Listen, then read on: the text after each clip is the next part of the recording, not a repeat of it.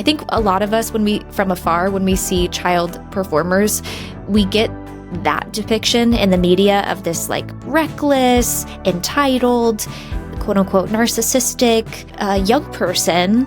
But in reality, if you were in a room full of yes people as a child and you had a bunch of adults who never demonstrated any kind of boundary, who gave you excessive access to material goods, to wealth, to status power, you would not have a blueprint for healthy and normal boundaries. How to be patient. So welcome back to How to Be Patient. We are here with a very special guest today, someone who needs no introduction, but I'll still do my best. We have Alyson Stoner, who has gone by, I think, many starting roles from the Eminem music video, actually. Just Lose It, the white girl from the Missy Elliott music video, from Sarah Baker in Cheaper by the Dozen, and then from Camp Rock as well. And then now... Mike's Super Short Show also. Yep. I don't know. Did you watch Disney? Also Just Dance.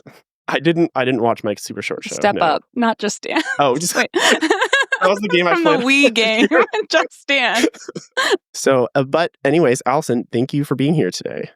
Thank you so much for having me. It is also a joy to hear people's reference points.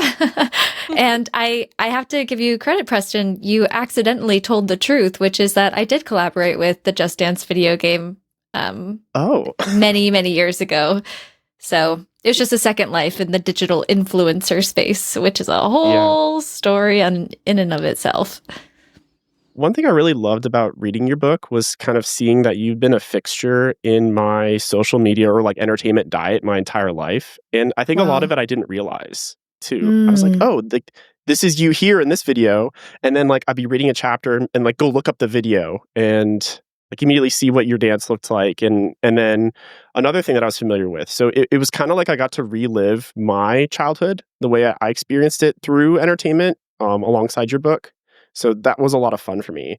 And I'm getting ahead of myself here. So one of the reasons why Alyson is on the show with us today is because they have recently written a memoir called Semi-Well-Adjusted, Despite Literally Everything. And this is kind of the story of their rise to stardom and then what life was like in Hollywood and now how things have transitioned into adulthood. And it has a big old semi at the start of it on purpose. How long have you been working on this book for? Actually, I've been working with an outline of the book since 2018. I started collecting research across media culture, child development, and just observing industry protocols. And I wanted whatever I would write to be informed by, multiple fields and disciplines. And then, of course, there's the task of actually organizing all the details of your life from start to finish into 90,000 words and picking and choosing which themes you're going to center and what perspective, what point of view you're going to take. And that decision-making process, was a lot more fraught than I expected. I shared this with a few people, but I actually uncovered completely new information about my own childhood 3/4 of the way through the first draft.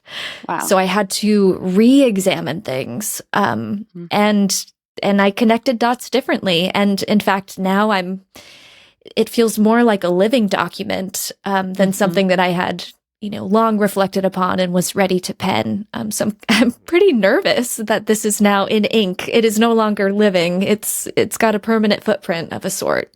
Yeah. I mean, I think for our listeners, coming in, I think one thing that we don't really have as mental health professionals in our field, and I'm not aware of a ton of people in the field besides very niche experts, is this question of child stardom and mental health development.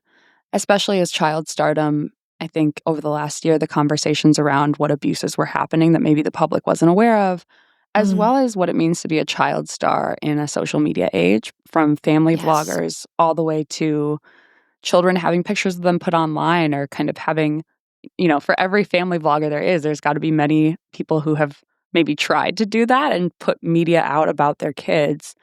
And I think that your memoir is, first of all, just beautifully written and a really, intimate story of all that you've already been done and been through in life, and a look inside what is it like to be a child who's trying to grow up while also having scrutiny and camera and, fame thrust upon you.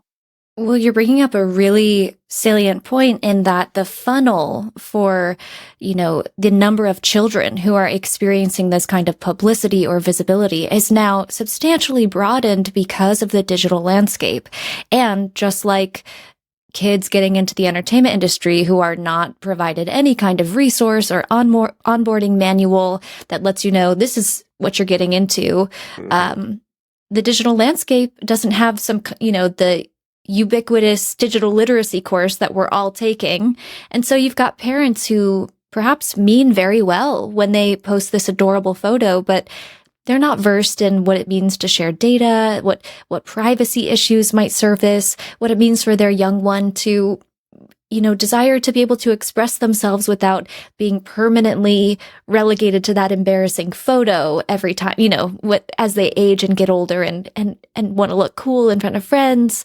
So there are a lot of themes from the book that actually do apply to, I think, larger cultural conversations. And that was important for me to surface because I don't need people to understand my point of view just to be heard and validated. Mm-hmm. There are, I think, really critical insights we can draw from this microcosm of child stardom, and we can extrapolate that to, other areas of child autonomy, child rights, and just like the cultural significance of how we view children in the context of society. There's a lot to mine here. Mm-hmm. Yeah, and I think your story is not unique. Like it's extremely personal and unique to you, but the when you distill it down, it's a relationship between someone and their mom, and a relationship between someone and fame, and kind of the dynamic of injecting fame, which I think you describe as a drug, and I think it's a really beautiful way to classify it, mix it into family dynamics, and that's something that a lot of people are dealing with. And so I think I could see people using this almost as like a roadmap for how to navigate their own uncertainty, because you've, as you said, have mined a lot of that uncertainty and organized it in a way that like people can follow. I appreciate that. And I love that you said that it wasn't unique, because my experience was not the quote unquote exception to the rule. All of the challenges and problems that people observe, young performers in the spotlight going through, it's absolutely measurable. It is repeated. It has been a part of this, industry narrative for over a century. Mm-hmm. And it felt like it was up to me to combine my previous lived experience as the performer and now my positionality as a mental health practitioner to help people understand, I think we're ready as a society to graduate beyond just sensationalized memoirs and documentaries. Now we want to look at the system. What is happening behind the curtain? That this is something where we can use data to improve, our interventions. This child stardom happens to be very niche, so I know that it's not like people are running to go study it. But, and I do want to give the credit, when I mentioned that fame has addictive properties, it's actually based on Donna Rockwell's paper on the phenomenology of fame. So, this is backed by research at this point. It's not just, a metaphor for drama's sake. We have so many questions for you about the book, about the process, and what we plan to do, listeners, is go through kind of an arc in 3 parts. But before we do that, we always start with an icebreaker with our guests. And one of the themes in your book is kind of reclaiming creativity as someone coming into adulthood after being a performer, struggling with perfectionism in many different ways, and also being lauded for all of your success and, talent, hard work in the performance and creativity spaces.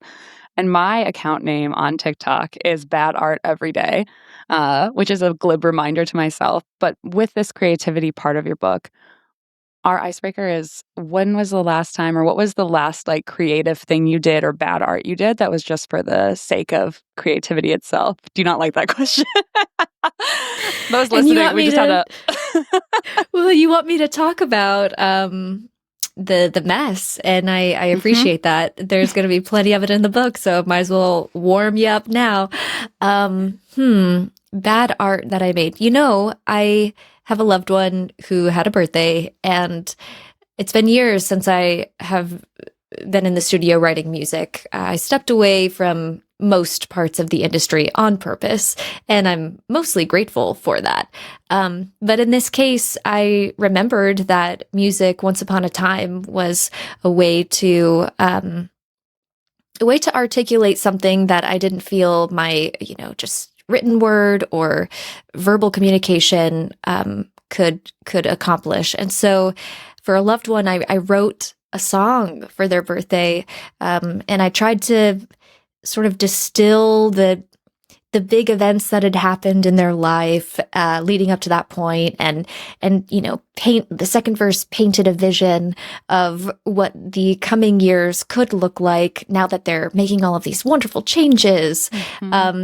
And then I opened up the recording program, and the perfectionism kicked in, and I started recording take after take after take after take. And I was like, this person is not even in the arts. They will not judge whatsoever.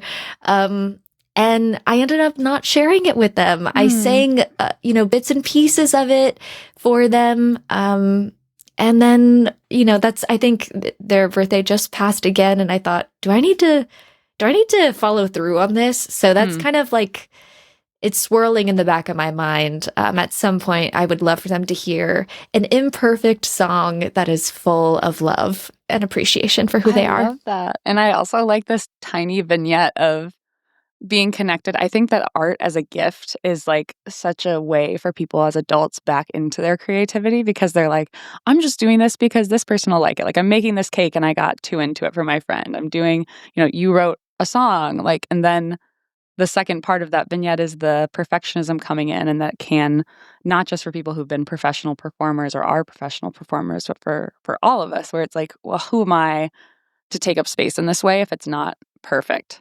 Preaching it. I know my advice doesn't matter much here, but I think you should release it. Your competition is like, and many more on Channel 4. Are you 1? Are you 2? Are you 3? Are you 4? So I'm like, I have no doubt that you'll crush the competition as far as like tailored birthday songs go. Sorry, I mean, like, it won't be as creating bad for art its as own other sake people. is a beautiful process, and we should all celebrate it. I love hearing Sorry, you both Margaret. in stereo. It's like the angel and devil, except you both are angels, just in different categories. We get like the little brother, big sister. That's not true. a lot, too. Someone at a conference said that I gave Mother to Preston. He doesn't like that one. No. Okay, Preston, what was the last bad art you've made? Well, first, I don't make bad art. You said that to me off. Yeah. I go, So, beg to differ. I guess I think I rarely, and I think I wish I would change this about myself. I rarely sit down and be like, I am doing art now. Like, I don't like see that as like a set process for myself. But if I reflect on it, I do a lot of art throughout the day, whether it's like trying to make coworkers laugh or like doodles on my like rounds sheets. But I would say the last thing I did was in my latte. So every day I try to make like a little bit like different or better latte art, and it's kind of like my horoscope to my friends. So like if I make a little leaf or like a heart or something else, and it like looks good, I'm like, oh, this is going to the group chat. Everyone's gonna see the latte from today. And like actually, just because I just got off work, I made a latte to wake myself up, and then I was very proud of my leaf. So that was my bad art for today. And then I'm I drank impressed. I love that. That's right. Consumable art. Love it. it. Mm-hmm. Yeah. Do you ever eat your art, Margaret? I used to take cake decorating classes, so yeah. That's but then it got too intense and I got perfectionisty about it, and every time someone has a birthday now I'm like, I have to do this. Store-bought or nothing at all. Yeah. I'm like, I'm stressed. No. I feel like I play guitar every morning, and it's for no reason other than I just like it. Why are you making that face? Don't get your 'Cause harmonica my out. I'll kill you. This was a problem on previous episodes, but sorry, we have an important guest. I won't get out the You harmonica. won't get out your harmonica or your puppet. Well, anyways, Margaret, the I floor did is yours. see the puppet, by the way. I have watched episodes. That's our That was legacy, the- Preston. That was the first one I clicked on. Oh no. You were like, why did my team have me on this goddamn? No, I just said I'm going to hold this somewhere suspended midair while I find some other concrete examples to inform I'm gonna hold my this understanding. loosely. Yeah. Hold it tightly, loosely, My throat loosely. suddenly is hurting. I have a fever. No, we're here. We're good. Everything's fine. Like, so far. Well, segueing now into our break, and then when we come back, we will talk about the book.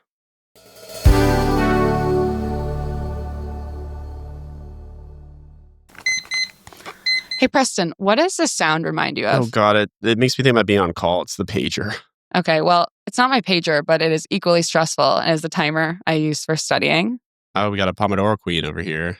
Do you know what has made studying less stressful, though? What? Now you know psych. You familiar? Am I familiar? I use Now You Know Psych for my in-training exams. Are we talking about the same thing? That excellent resource that has thousands of questions with associated flashcards, organized content in a user-friendly way? You use it for Prite. I'm using it for the board exams. But yes, we are talking about the same resource. We can use it for both? Ayo. Ready to take your exam prep to the next level? Go to nowyouknowpsych.com and enter the code BEPATIENT at checkout for 20% off. That's nowyouknowpsych.com. Hey, so I want to talk to you about this new podcast I think every clinician should be aware of. It's the Sepsis Spectrum from Sepsis Alliance, and it's done by this great critical care nurse, Nicole Kupchik. You may be asking, why are two psychiatrists talking about sepsis? But if you've spent any time in the hospital where psychiatrists or mental health practitioners go, you know that whenever someone's mental status is altered, we can be called. And not knowing the signs of sepsis, whether that's in the ICU, the ED, or other places in the hospital, can mean that we're missing things alongside the team for things that'll really impact our patients. Yeah, I mean, delirium comes on quick and fast, and you have to keep it on your differential. It's hit me on the inpatient psych floor, and even for nurses that work in mental health and don't think they're going to come across this stuff, it's going to come across you. So it's important just to keep it on your radar, and I think this is a great resource for it. So if you want, you can listen to the Sepsis Spectrum wherever you get your podcasts, or you can watch it on Sepsis Alliance's YouTube channel. To learn how you can earn free nursing CE credits just by listening, visit sepsispodcast.org. That's SEPSIS podcast.org for more information.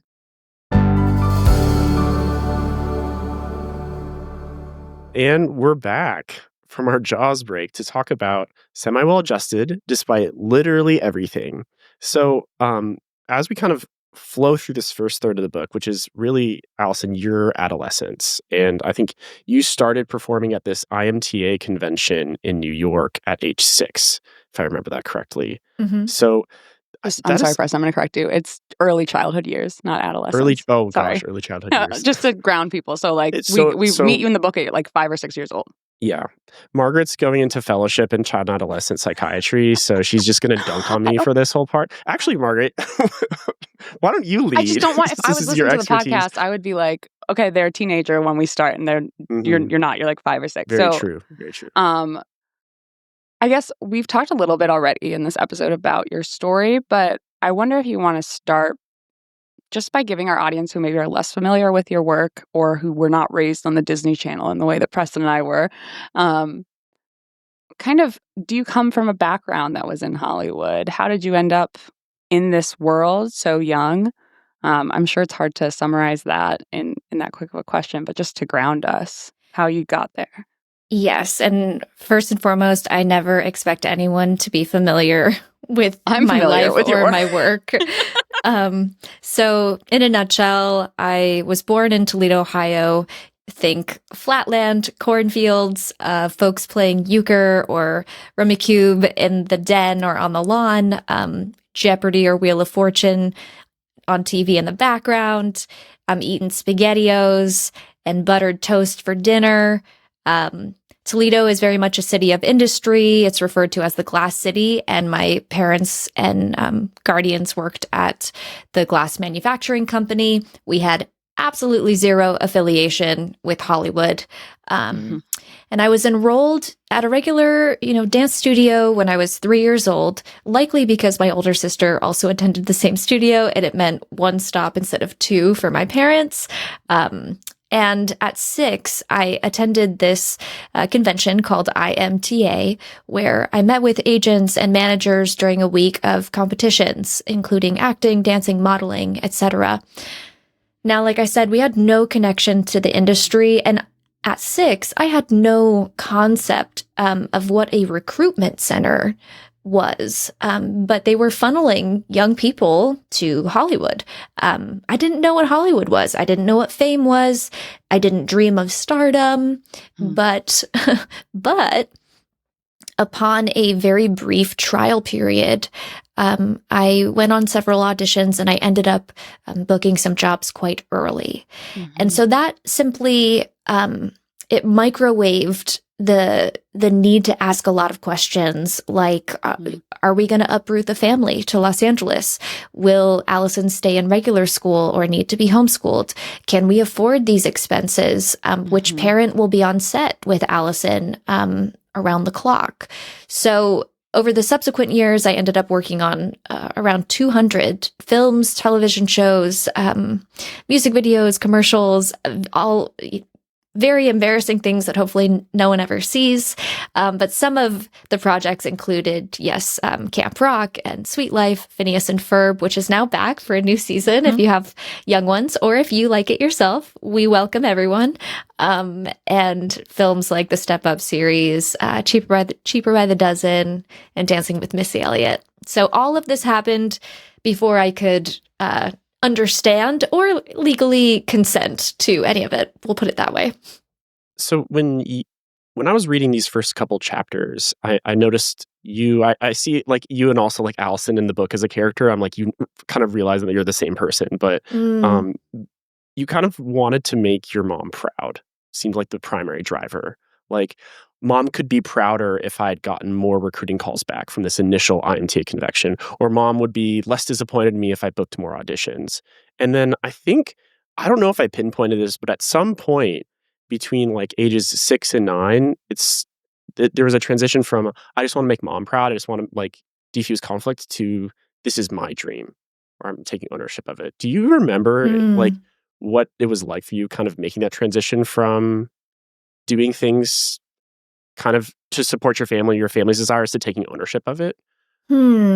That's interesting, the concept of ownership, because of course at that age I'm still gaining my first map of the world, and whatever is established as, the norm around me, no matter how healthy or unhealthy or, relatable or unrelatable, is going to be my concept of normalcy that I'll likely adhere to and reinforce, and until I deeply examine it, and write a book called Semi-Well Adjusted. But what's interesting when you say ownership, of course, psychologically, at 6 years old, you haven't even fully formed logic. You can hardly differentiate between fantasy and reality.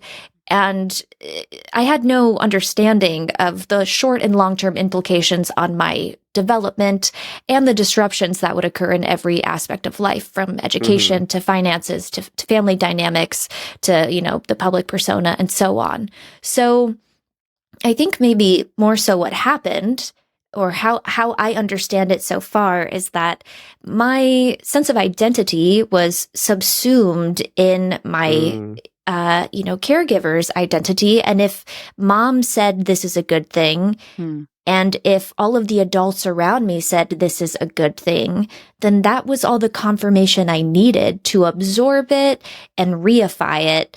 And what's interesting with stardom and the pursuit of fame is that society broadly tends to encourage the pursuit of it. There's an enchantment with fame. And if you can have proximity to that kind of early success, it kind of, it smacks of, our obsession with individual exceptionalism and child prodigies and And also this kind of like rags to riches story. We found you somewhere in Toledo, Ohio, and now you're a star. This is good, good, good. So I don't know that I took ownership with any level of conscious reasoning as much as this seemed to confirm this is my ticket to having a purpose and having a sense of worthiness, and a direction for my life.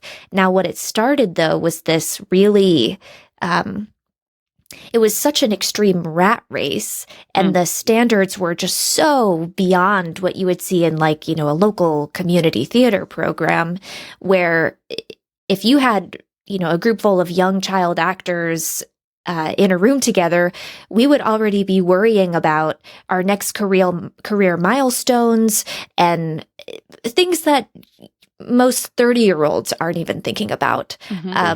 So yeah, I mean, can't wait to get further into it because it's a wild ride. So it was really an internalization of others' expectations of you rather than you saying, this is my dream and going with it. Because there's no way that you could intelligently or cognitively understand what those expectations or implications were. Yes, and I know that for some of my peers, it felt very different. Some of my peers, for example, the singer Jojo Levesque, she loved singing. She wanted to be a performer to the degree that she understood what that meant. And so she was begging her mom to be in the industry. And that was a very different conversation than what I had with my mom. I was actually just trying to be compliant and, follow the rules, follow the recommendations, don't get into trouble. The adults say dance, so I dance. The adults say sing, so I sing.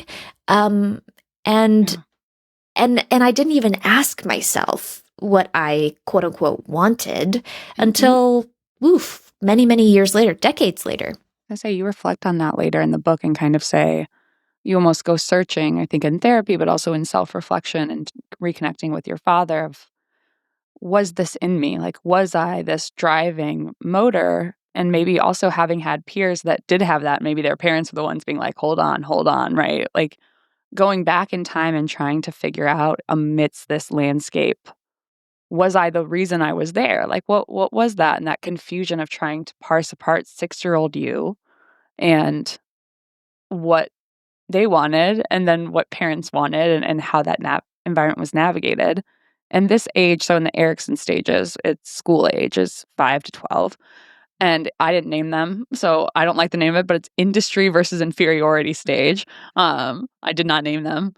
Shout out Erickson. But I think the point of this is like in this school age, there's this developing sense of expectations on you and accomplishments and kind of creating this locus of control of beginning parts of identity, but also beginning parts of, I'm going back to the family model and I'm showing them how I'm doing in school. I'm going to teachers. I'm going to like these old, like the adults basically, and saying, is this how I do things? And getting praise at home for trying new things and learning how to be in different scenarios.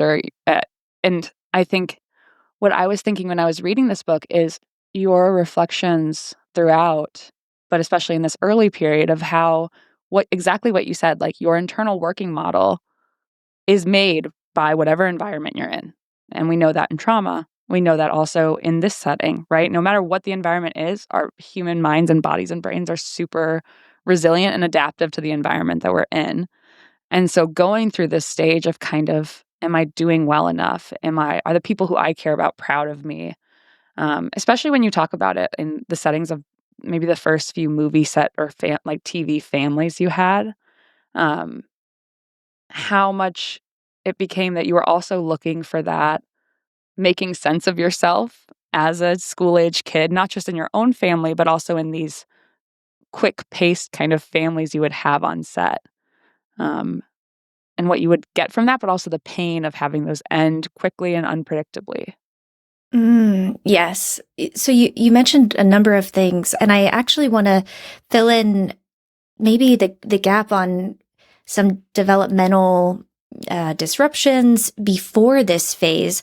So, if we're thinking about quote unquote healthy and balanced child development, some of the key factors that feel essential are stability, being able to, I guess this is where I'm shifting from artist and I'm putting on my mental health practitioner hat for a moment. So having access to an adequate amount of stability in your daily environment, also in your relationships with attachment figures.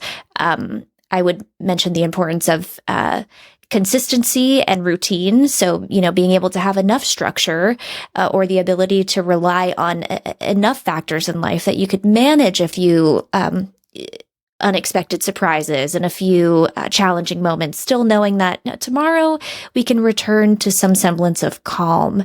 And I would name the importance, of course, of attuned authority figures, adults who can really clue in to your experience, provide guidance on navigating these big emotions for the first time. And I would say in those early ages, conversations around the basics of bodily autonomy and boundaries, where I start and where I end, and being able to promote a play-based childhood where there's creative expression. So I think of all of these elements, and to paint a quick picture leading up to the phase that you were talking about, it might be helpful for people to hear some specific examples as to what that looked like for the child performer. So when it comes to stability, I moved 25 times before 25 years old, and uprooting a family anywhere is already going to, involve some kind of transition and you have to adapt to it. But I was also in 8 different schools before 8th grade. So bonding with peers could only ever be temporary. And then when it comes to consistency and routine, the industry is the antithesis of this. No 2 days are alike. It's last minute auditions. We're at the beck and call of agents and companies. I'm switching characters and headspaces, personalities, identities, all of that on the hour sometimes.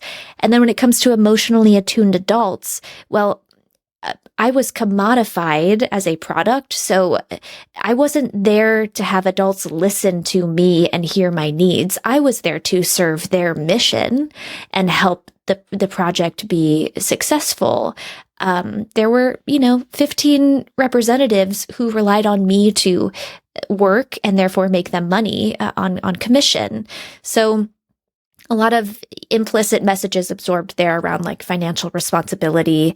And then quickly, like bodily autonomy and consent. These are not words I had even heard until I was in my early 20s, but I had not only folks on set who had full access to touching me, directing me emotionally, as well as fans who would watch the shows and run up and, ask for a photo. And here I am, 9, 10, whatever years old, just going, oh, I thought I was supposed to be afraid of strangers, but I guess now I'm kind of like a customer service agent where I need to give the people what they want. So the creative expression, play-based childhood was more, it was closer to a work-based childhood.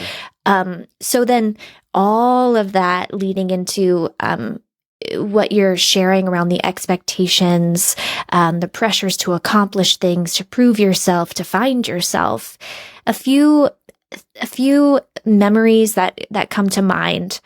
Around this age, my family was also starting to show signs of struggling with how big of a role the entertainment industry had become in our lives.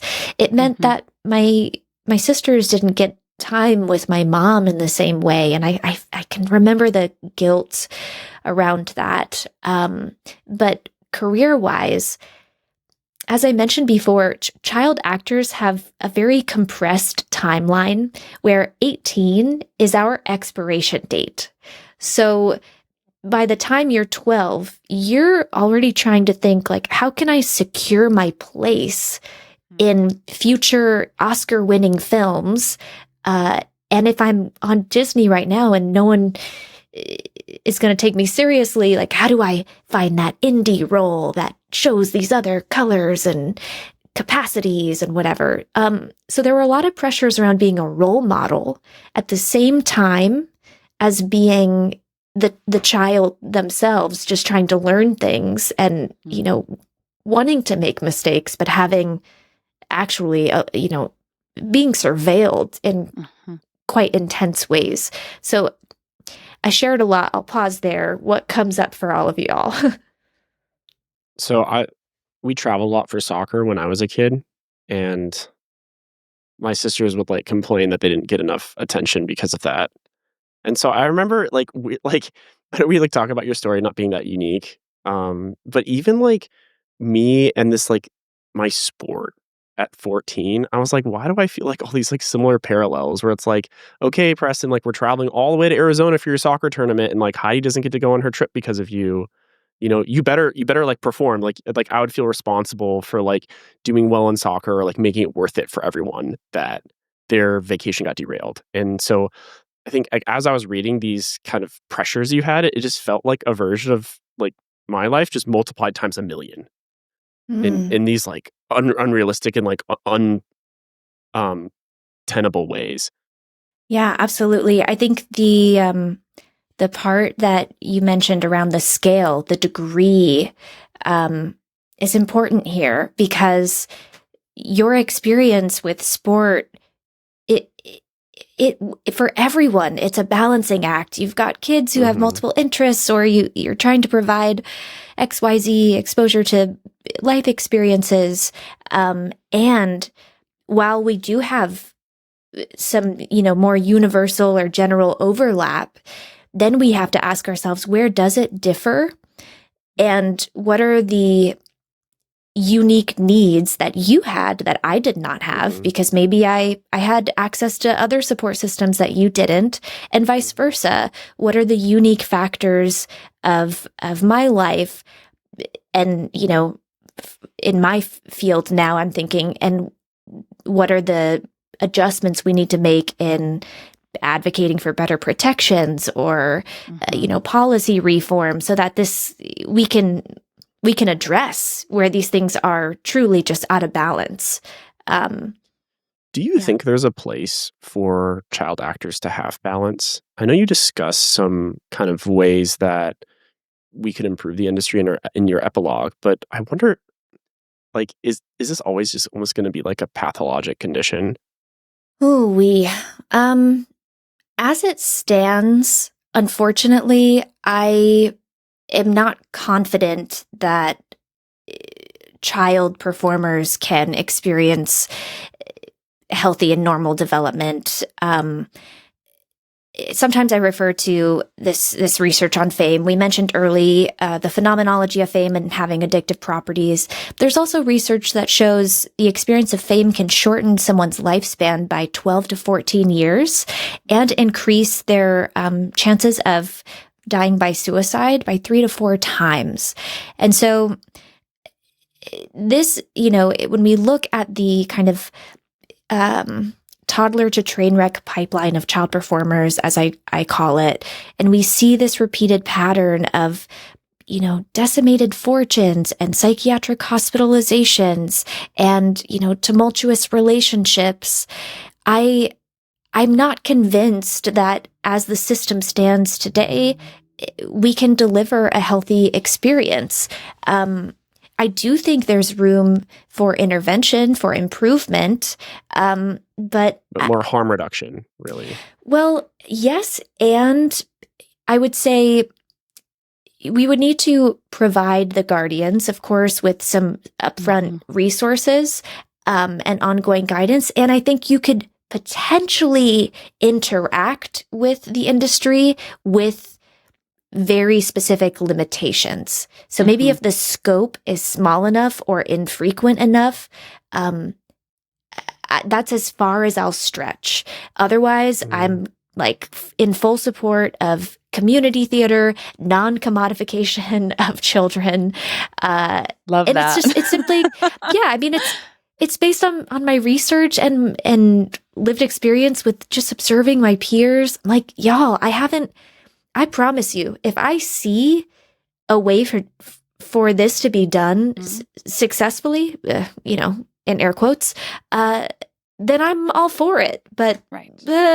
we know how hard it is for adults to sustain ourselves across different industries where, it's based on output and not human well-being. So it's tough to put a child in that environment. I mean, Preston and I have talked about this because I usually write online, which our listeners know, and Preston speaks to camera. And we went to a conference recently, and even interacting with such a tiny scale of recognition as a 30-year-old, I was like, this is such an odd way to interact with people. Like it's very flattering, and it's like I want to honor people's time and attention they spend with us here, listeners. And I'm from the Midwest. I'm from a town literally named Normal, Illinois. And so I know Normal. Oh, I do love you? Normal. Okay. Yeah. Okay. So I felt an odd, like, not twinship with you in your life path, but just when you were describing the brief kind of moments in the Midwest, I was like, yeah, I recognize that place. Like, not literally, but kind of the genre of the place. And I think to your point of, can someone experience this, especially like we're always, neuroplasticity is there till the day we die, but especially when you're so being formed by what you expect of the world. And what does it mean for 100,000 10-year-olds to know you and admire you and want to cannibalize you in some way? I don't know how you can be formed in that. I think it would take an extremely, almost maybe genetic abnormality to be like, come out of that more than semi-well adjusted, I guess. Like, I don't know a human being that could be put in that way. Yeah, and it seemed like you had to form some pretty extreme coping skills to deal with these things. And we talk about them in the book, but I kind of wanted to give you a chance to share what were some of those like very prominent like ways you learned how to deal with this insane environment. Well, I wouldn't consider them all to be healthy. Many of them were maladaptive by definition.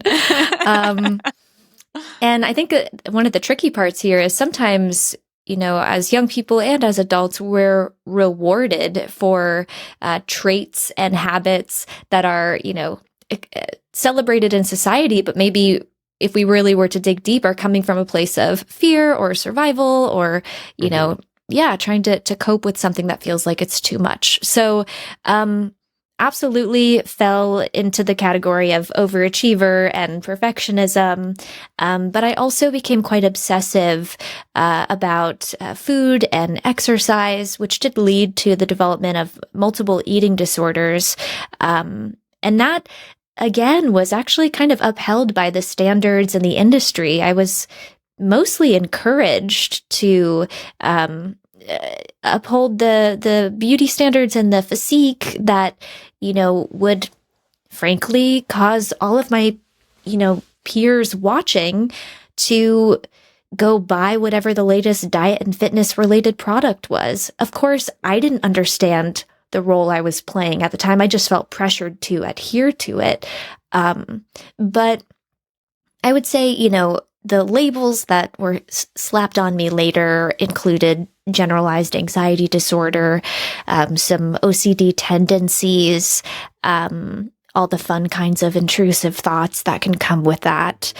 And I'll pause there too. Actually, some of the intrusive thoughts to maybe, the quote unquote average person might be able to be classified as paranoia.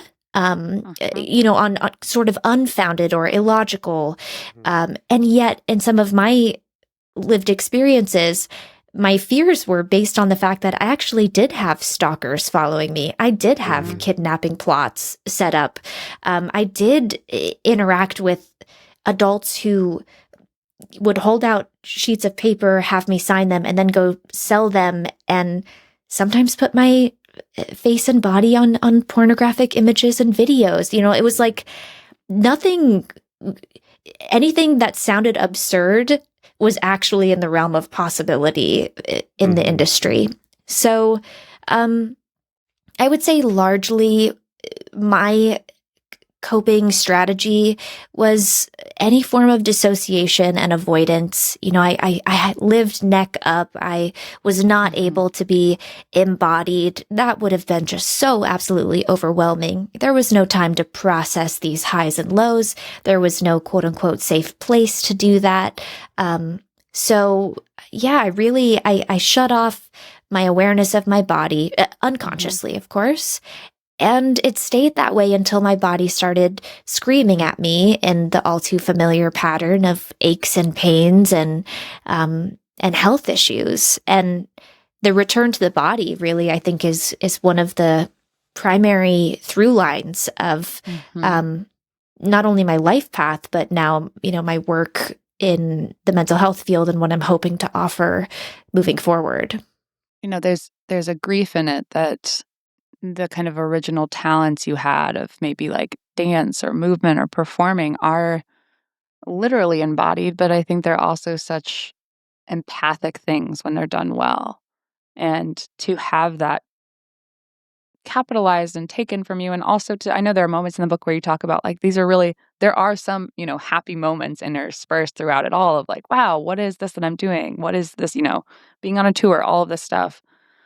But as you get towards the end of the book, I think, and talking about your life now, which we'll go back to a couple other things, but kind of appreciating the very mundane, normal things that are in your writing, which is beautiful on this point, especially the having access to that almost life in Toledo, again, even though you're not in Toledo, but being able to appreciate those things. And it seems like you've fought a really difficult path and I'm sure you have not had a lot of people who at first understood what you were trying to get back to, right? I can imagine in Hollywood being like, okay, Normal, Illinois, Toledo, like, I'm trying to get there. Take me there. Yeah, I'm trying to get to the muddy grass.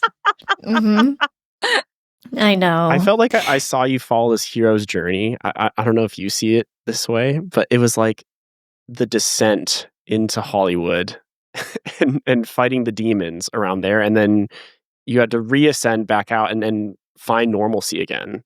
So almost in a way, like I saw this book as like the return to normalcy, or like rediscovering the ordinary.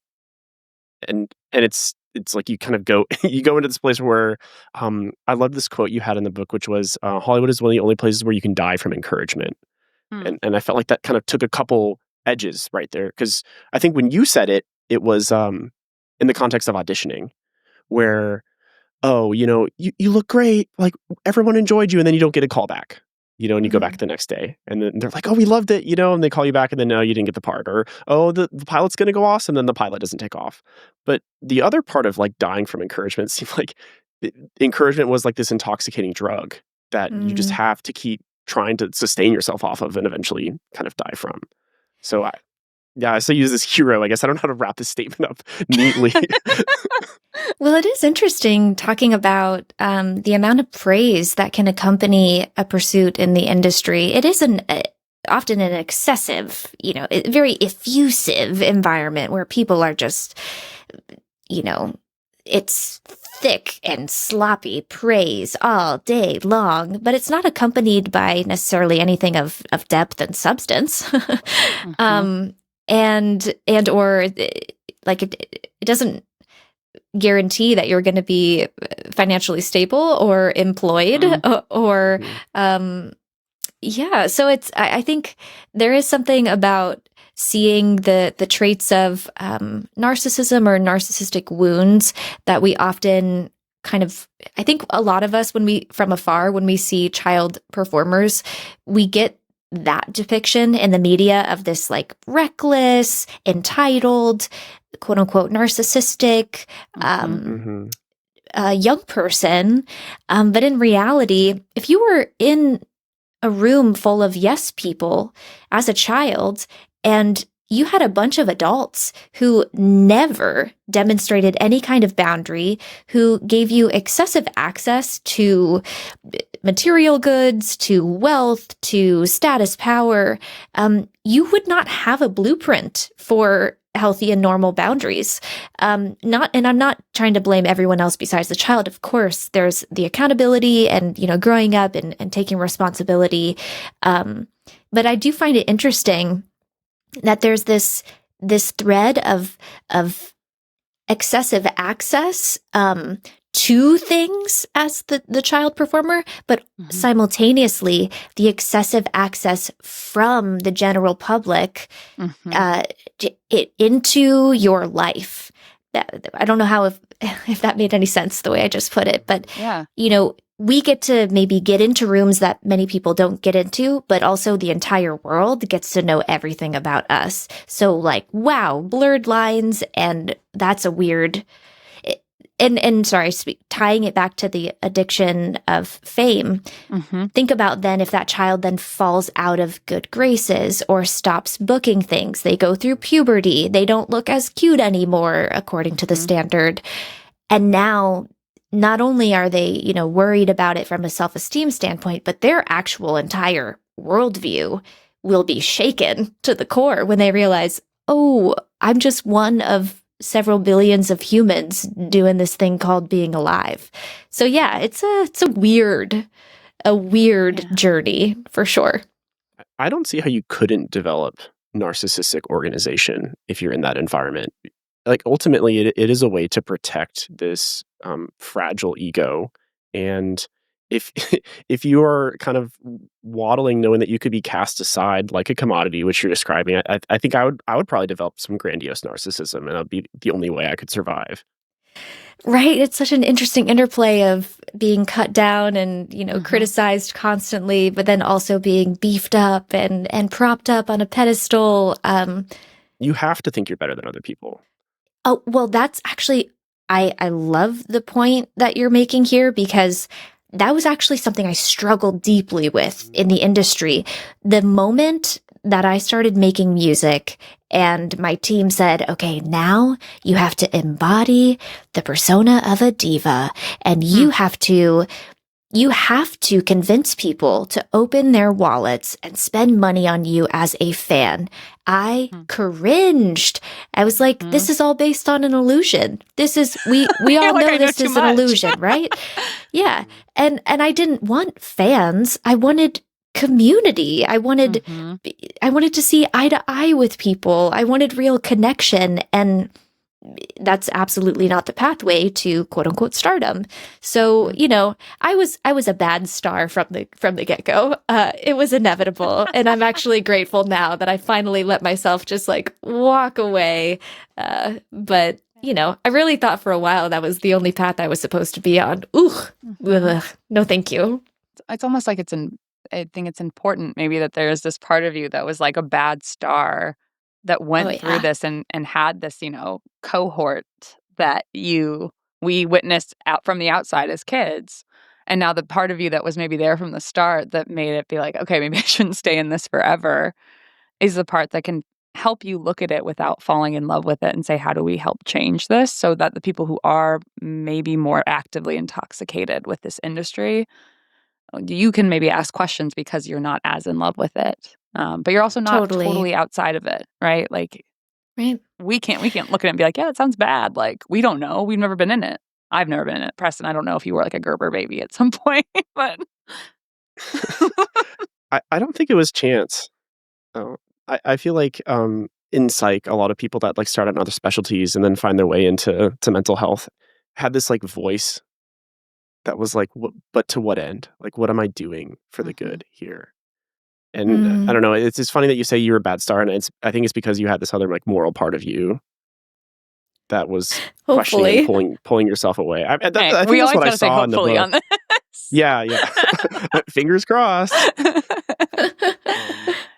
But I think like that was always probably what was going to pull you into mental health. Yeah, I think it's the need for integrity, and just when that felt like it was constantly compromised, but that the adults around me were all in on that. They were all in on, reifying this falsity. I was like, something's not lining up. And if that's what it takes for me to succeed here, I'm not the person to do this. But, I think combining what you were saying, both of you were saying, I think I desired to belong, as any and all of us do. But, the first go around, in that desire to belong, I said, then what does it take for me to fit in? And then revisiting it as an adult with, fresh perspective, I desired to belong, sure, but now I'm seeing, oh, okay, that's not because I actually needed to fit in. That's because I was just, I had a core need, and this was what was around as the option to, attempt to meet it.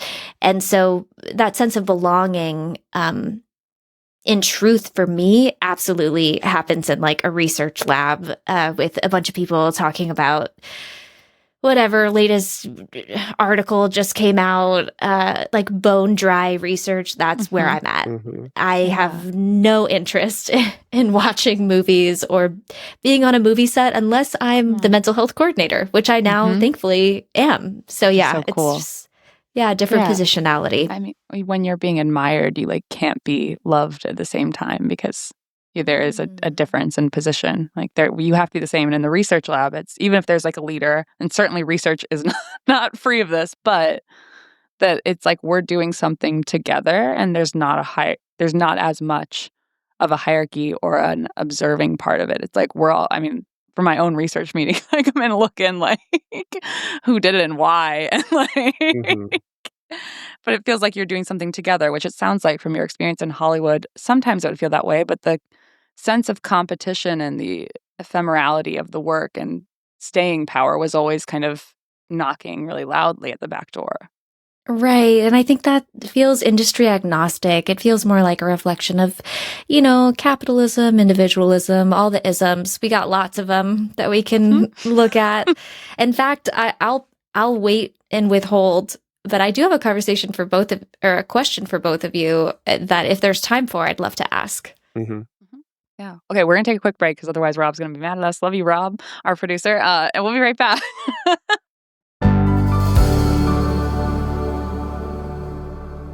Please, Alyson, the floor is yours. What's the question? Well, this might be spicy. You might want to cut all of this out of the interview. Okay.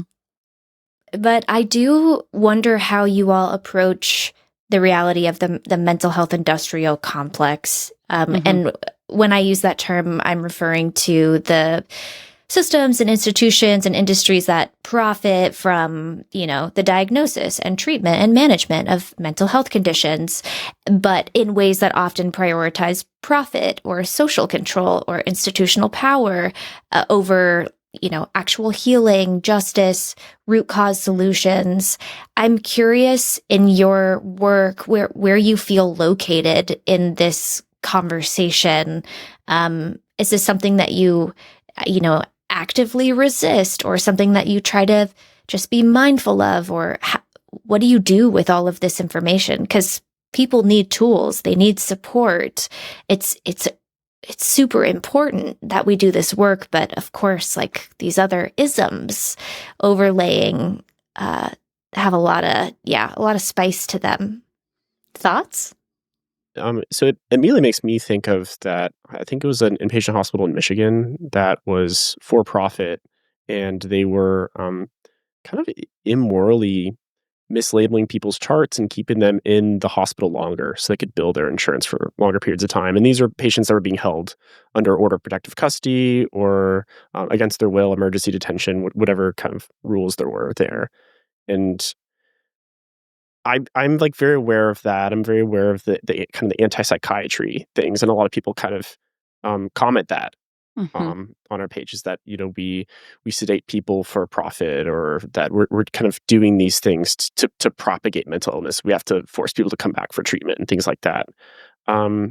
As far as resisting it go, I think about how I, in a lot of ways, am frustrated and powerless as I live in a system that I am aware does harm to people. Like, I know that research shows that if I'm going to involuntarily commit someone into a psychiatric hospital, their chances of voluntarily seeking care for the rest of their life is substantially decreased.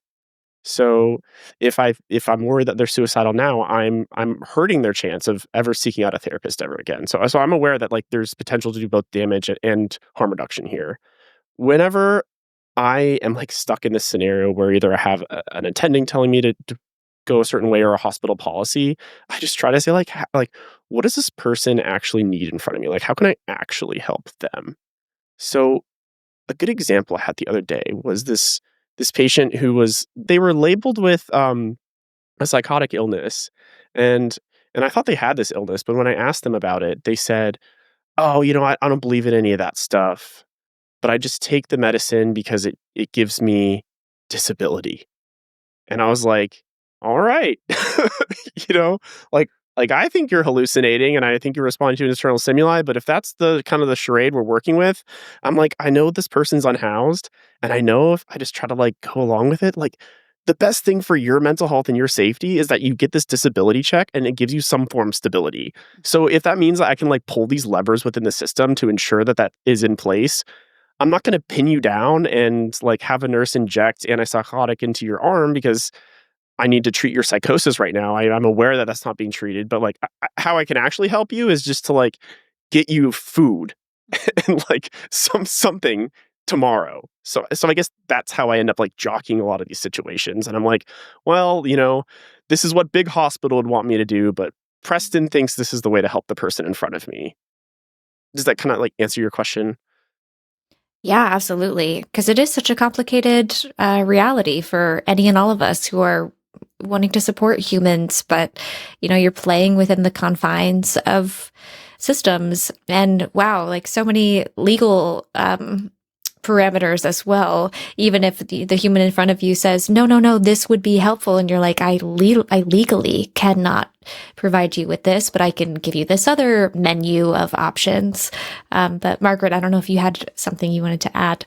I'm going to give you a spicy answer back since you were brave enough to ask this question.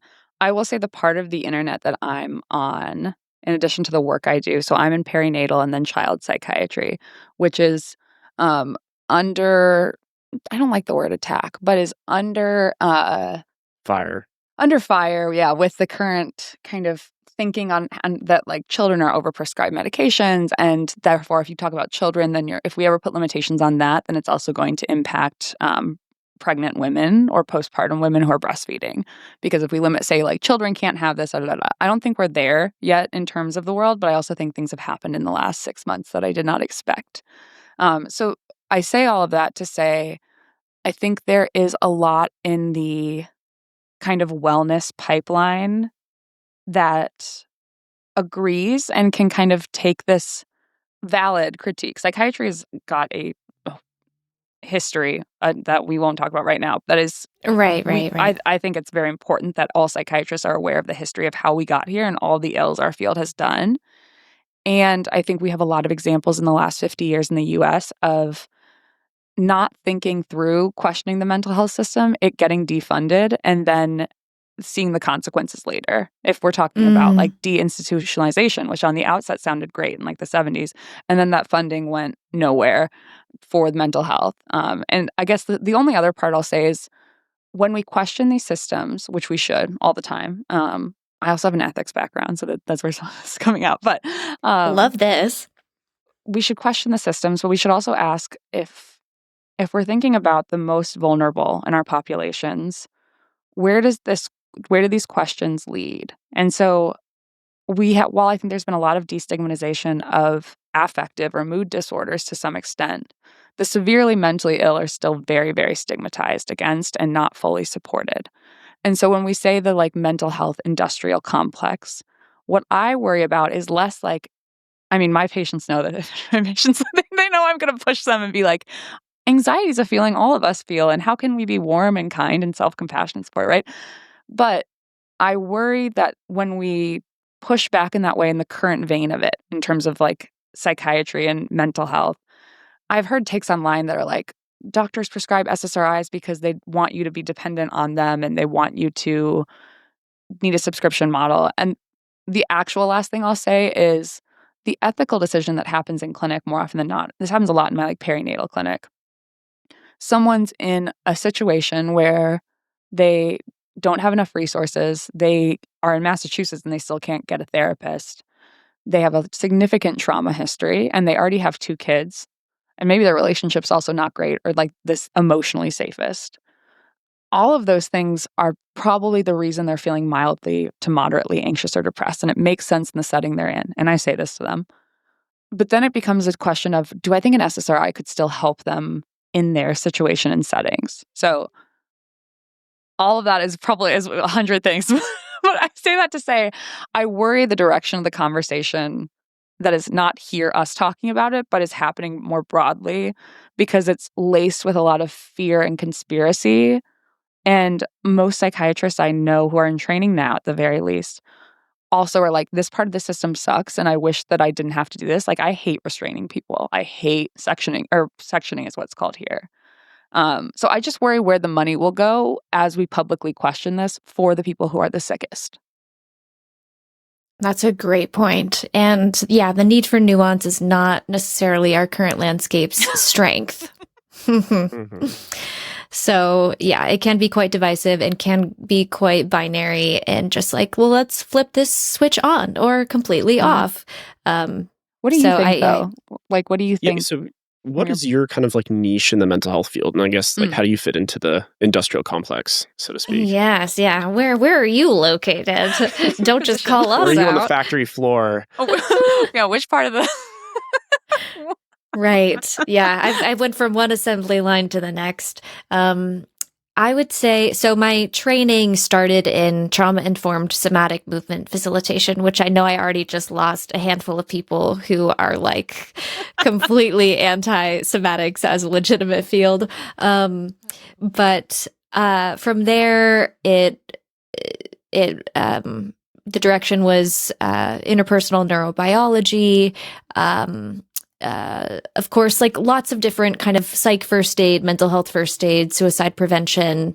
And then I was quite interested in understanding racialized trauma, how trauma shows up in different bodies, according to different lived experiences, how it's, intergenerational and of course, not just, an individual's plight to navigate alone.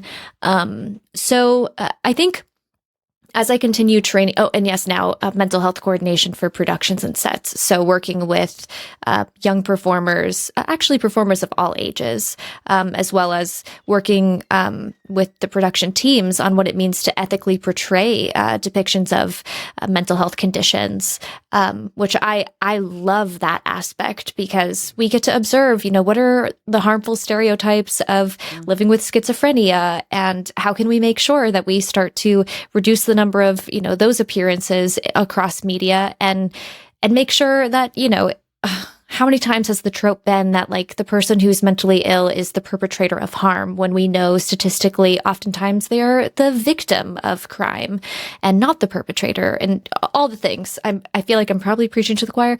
So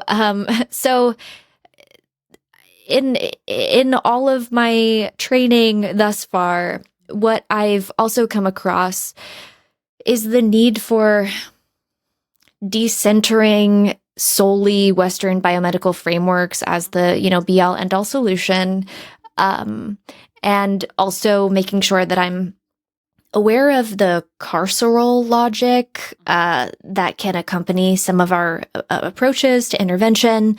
Obviously, pathologizing individuals instead of addressing the system can be a part of it. And, from a more intersectional approach, making sure that I'm recognizing when we're pathologizing legitimate trauma responses to oppression, to discrimination. So I'm feeling the call continually to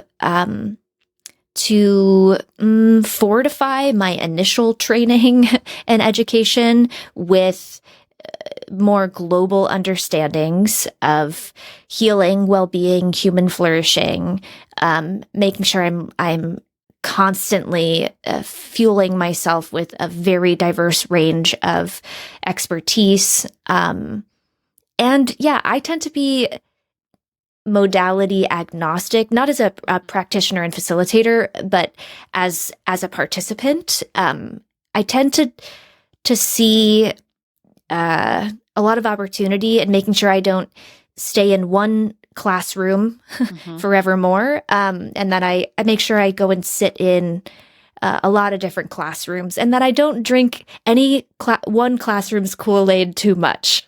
You went on a flight of the Kool-Aids. You don't want to become the hammer that can only see a nail everywhere it goes. Yes, yeah. So, I don't know if that helps answer, but I absolutely think, we've got to ask ethical questions. We've got to ask systemic questions. We've got to talk policy. It's all interdisciplinary. And I think constantly building connections and within your network of people who work at different intersections is vital. Because, I can only see the part of the elephant that I can see. And you might be looking at the tusk, and I'm looking at the back leg, and I'm like, no, this is the problem. And you're like, actually, not at all. This is the problem. Yeah. So, there's something, I think there's something humbling and really beautiful about, we lose this in the modern media landscape and the current kind of discourse around believing science, but science done well, like any creative thing done well, is a community of knowing, and we all must have each other taking steps forward together to actually get anywhere that'll help. And that involves, right, like in healthcare, it involves also community integration, not just in the theory and science we're doing, but also in like, how does this actually land with people? Like, it doesn't matter. You could have the best medication ever, but if no one will take it because you made it like a color that is like, why is that pill blue? Then it doesn't matter that you have the best science. Blue pill, what? No, I literally had a patient the other day that was like, I don't do yellow. Yeah. I've had patients who are like, I don't like the shape of that is weird. And I'm like, okay. I'm like, darn it, switching to Thorsey. That one's red. I'm realizing our time-wise, we kind of went off script. We hope you're okay with that. Sorry. No, that's good. Well, I think we stayed on script in a way. That's true. That's true. Sorry, I have one more question, and this may be like trite and anti-spicy, but I see you kind of wrestling with all of these often like yes and situations where you have legitimate trauma responses and also personal culpability for things that result in carceral systems. And I guess a lot of how we view the philosophy of mental health kind of comes down to how we view the philosophy of the soul. And I'm curious, do you think that people are free? This might be trite. No, do you believe in free will? Do you believe people are free? The thing is, our audience is going to be like, this is right. This is the podcast. Are we actually going to try and end the conversation with that question? Because this is starting a whole new conversation around determinism and... Yeah. Man, I've found my crowd. It took me 30 plus years, but we're here. Thanks for having me. Believe in this. Yeah, so, next time. Take this with a grain of salt. At the moment, because my orientation to this question has shifted, so it's certainly going to shift again, or maybe at least transcend, include, expand, whatever. But I think where I'm standing at the moment is that between all of the mixed variables that inform us internally, externally, I would say we probably have quite a narrow window of quote unquote free will, however we would define that. But I at the moment I don't think I'm willing to collapse it all into nothing, because I think now I'm thinking about phenomenology and the phenomenological shifts that I've experienced when my paradigm of the world was inside a church versus when it was deconstructed and now it's in the world in a new way. And I legitimately... my subjective perception of what was happening around me was so markedly different than how I would talk about it now, and qualify it. But I have to believe that had I had no free will, I would probably just keep doing more of the same thing. It took a pretty deliberate number of decisions to catalyze that degree of a shift. So, but I'd say we still play within just so many layers of programming and deterministic variables in my understanding, but I would love to hear your view on this. It's like somewhere under there's a pilot amidst all Maybe? the. Yeah, I think that's like the only right answer you can give, which is I don't know.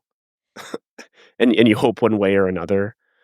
I think I used to be pretty starkly determinist, and I would kind of scoff at people that would presume there to be some ectoplasm underneath all of our You neurons talk about that this is so you. yeah, but no, The but seriously, I know that like every single one of my neurons is abiding by the Clausius inequality that's following the rules of physics, and like I can't fathom a way in which like these things aren't following a deterministic pattern, I guess. Hmm. So even if I make these really tough life choices, if reconstructing my biology perfectly and putting them through the exact same circumstances, the machine would put out the same output. And so it kind of becomes then I almost like step away from the biologic aspect of it and say like, well, does that even matter? Because I'm along for the ride. Anyways, if I know I go into an ice cream shop and I was always going to get cookie dough ice cream every time, it doesn't matter that the universe knows that I'm going to do that. I still have to feel like I'm choosing in the moment. So is me feeling like conscious? Am I like reflecting like what's happening neurobiologically? So in a way, I'm me being Preston as like the emergent property of my brain am the one that's guiding this, not and I'm not just like the victim of it or a subordinate to it. So I think that's kind of where I'm stuck, where it's like I don't know if free will exists, but also I'm like it it almost doesn't matter because I have to make that decision and I'm still therefore responsible for that decision. I think Mm. sometimes the implication of the free will argument is if there's no free will, then people are purely victims of their experience, and then there should be no need for punishment, really. And it kind of changes it really undermines the framework of a lot of society in general, I think. But I have kind of trouble marrying those two things, I guess. I have so many thoughts, but Margaret, if you want, I don't want to stop you from getting a chance to weigh in. I was a theology major in college, so Stop. I have a different Y'all, we background. need another We need another conversation. episode. I am also someone who's more into like poetry theology as a background approach to psychiatry. I agree with Preston's lens of it to an extent. I would never say it that way. I think I kind of agree with your stance of I think we have a Cheryl Strayed, who are wild, but also wrote the advice column. Tiny Beautiful Things is like the book collection. Um, I don't like this cliche, but we're all given different hands of cards, and our responsibility is to play them. It's going to be a very different game if you are directly dealt like a full hand, and I'm dealt like absolutely nothing. You get like the Farmer's hand Joker and euchre, if and like we're and like doing euchre in the a leaf. Midwest. If I'm dealt a farmer's hand. Yeah, yeehaw. Um, but I think that space for free will and for creativity and the kind of miracle that people make of their lives, whatever those are, that exists for each of us. And that my job as a therapist is helping people see what they can't control and the beauty of what they can, and also have validation and empathy for the injustices that limit the cards they were dealt. Mm. Man, I know we have to honor time here. Time is made Just up, a first few of all. quick. So. I know. I'm like a few quick thoughts. It just when y'all were talking, I was starting to think about consciousness studies and consciousness being an emergent process. I don't know if you're familiar with like 4E cognition. I don't know if this is the crowd. Might be a different crowd. It's okay. It's okay. Mhm. Put it away. But I think there's something beautiful about trying to, here I am doing the thing, Preston. I'm combining, it's the both and, it's the yes and of it all. It's what you have to do. There's no way around it. But it seems like, we have to at some point recognize that what we have, if consciousness, let's say, is this kind of, oh God, we don't have time for this. Is it immaterial? Is it material? Okay. The oversimplified statement here of the century, consciousness being some kind of thought that then gets expressed into form, and that form becomes, constructs that actually uphold society and have material impact on lives. If there's any level of realness in that, then I have to also leave room for the fact that we might be able to play with consciousness in different ways, where the collective agreements we're currently using to speak about determinism and how things work, there might be more room to actually have a different plane of consciousness, a different take, a different awareness of all of this. So I think I'm going to kind of retract a little bit of what I said, or stick with it to a degree, and then say, but actually I'm only ever speaking through one plane of consciousness in this current moment. And the second that I elevate that, transcend it, whatever, however you want to call it, there might be like a different vantage point from the upper room, who would weigh in very differently on the matter. Matter is a funny, punny word to use. That was great. I'm going to interrupt Preston. Too bad. Sorry. But you did tell me to interrupt you more, Preston. That was your feedback to me for season 1. That was a YouTube comment. I need to stop laughing also. One of the things that I like, you do a bajillion interviews you audition for residency and fellowship. And one of the things that people ask, they ask about your background. And so they'll be like, theology, what did you learn? What does that have to do with psychiatry? And I always say that there's a quote from this professor I had who was obsessed and taught a class in the Chronicles of Narnia and C.S. Lewis's theology. Obviously.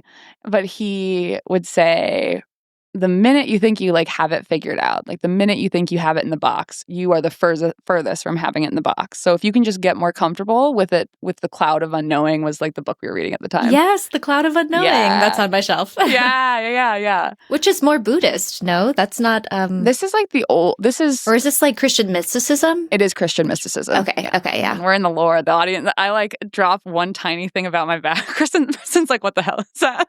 I heard it was Narnia.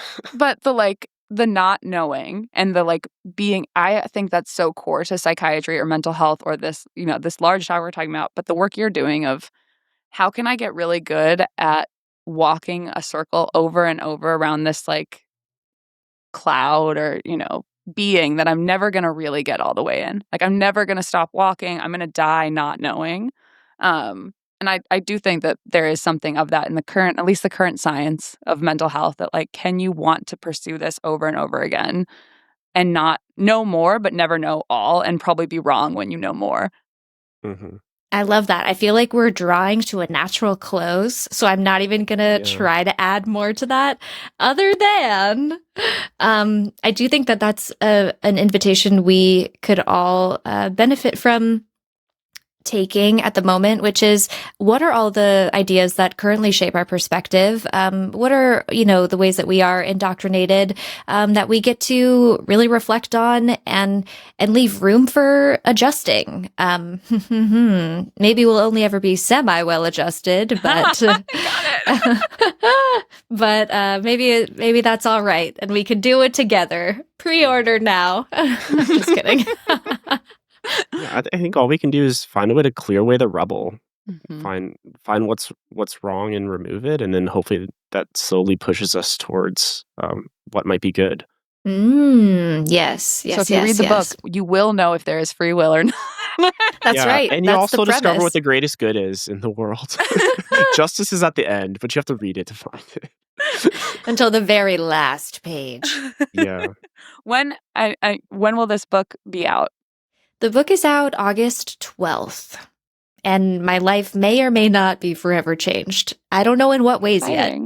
Mm-hmm. Well, I mean, I'm sure your life was changed by even writing it and going through the process of becoming by getting it on paper. And it is, we both really enjoyed the book. We were texting both throughout reading it, and we're like, this, look at this part. What should we ask about this? So we both, I'm going to speak for you, Preston, really, really honestly enjoyed it a lot. Awesome. Thank you. Did you see all the kind of mental health innuendo? I was like, how do I tuck in this thing that's related to development while feeling like it's just a conversation with friends? You drop these maladaptive core beliefs like little Easter eggs. Yeah. And we picked them up.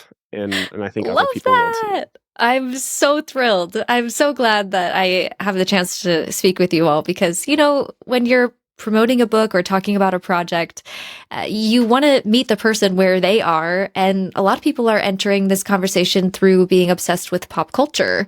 And so it's not every day that I get to have a conversation with people who may be obsessed with pop culture, but also are informed by, so many other fields of thought. So thank you. Kudos. Thank you. Thank you. Thank you for being who you are. Yeah. Well, thank you so much for coming on our show. Where can people find you besides in your book? Where can they find you on the internet? Yes, you or can other places? find me, yes, at Alyson Stoner, just my name. It's pretty simple. That's across all platforms, Instagram, TikTok, for as long as that'll be around. We don't know. And then, YouTube, you can search my name, but also my website will have, simple bio if you're like, okay, who was I just listening to for an hour? And that's just AlysonStoner.com. So leave a note. Let me know what you think of the book. Super curious to hear your thoughts.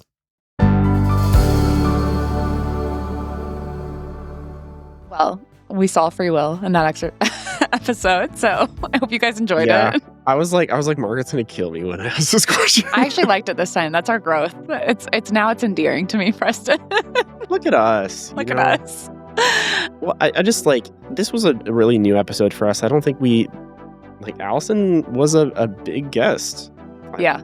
I think I spent a lot of this week being like, wow, we have a real celebrity. And not that anyone else is a fake celebrity, but it's just, I think it's something that anyone who kind of works in entertainment aspires to meet people who have experienced these things and have had these really unique and powerful perspectives on the world. I mean, it's something neither you nor I can imagine. And as we talked about in the episode, I don't know, I think their story is super unique and, one in a million in a way, but also this question of a surveilling childhood where people are taking pictures and putting them on social media or trying, or, as we talked about offline, how many kids want to grow up and be YouTubers or influencers. I think it's a broader conversation, not just about Hollywood over here, but about how fame and showing up as yourself versus a representative of yourself matters as a kid and now as adults. So if this was the type of show that you like and you want us to bring on more guests, please let us know. We're happy to search far and wide and find people to have both fun and deep conversations. Other things are mutually exclusive. I think I'm liking to see how the shape of season 2 is, and we hope you are too. If you want to come chat with us, you can always find us at the Human Content Podcast family, Instagram and TikTok at Human Content Pods. You can contact the team directly at howtobepatientpod.com. You can always find me on It's Presro on YouTube, Instagram and TikTok, and then Margaret's at Bad Art Every Day on TikTok and Instagram. You don't have a YouTube, do you? No, I have a Substack, though, for the girls to read. Behind the paywall, baby. It's not. Half of them are free. If you if you leave a comment or any kind of feedback or a review, we do serial what do you call them, surveys, and we will send you a clip if you're a winner from one of our surveys. We just sent one of those out, and it was pretty good. Sorry, Iris Greenspan. Yeah. I don't know that I bet you. Iris, if you're listening again, we're double dipping here. We're your hosts, Preston Roche and Margaret Duncan. Our executive producers are me, Preston Roche, Margaret Duncan, Will Flannery, Kristen Flannery, Aaron Corney, Rob Goldman, and Shanti Brooke. Our editor and engineer is Jason Portizo. Our music is by Omer Benz-V. To learn more about our program disclaimer and ethics policy, submission verification, licensing terms, and our HIPAA release terms, go to our website, howtobepatientpod.com, or reach out to us at howtobepatient@human-content.com with any questions or concerns. How to Be Patient is a Human Content production.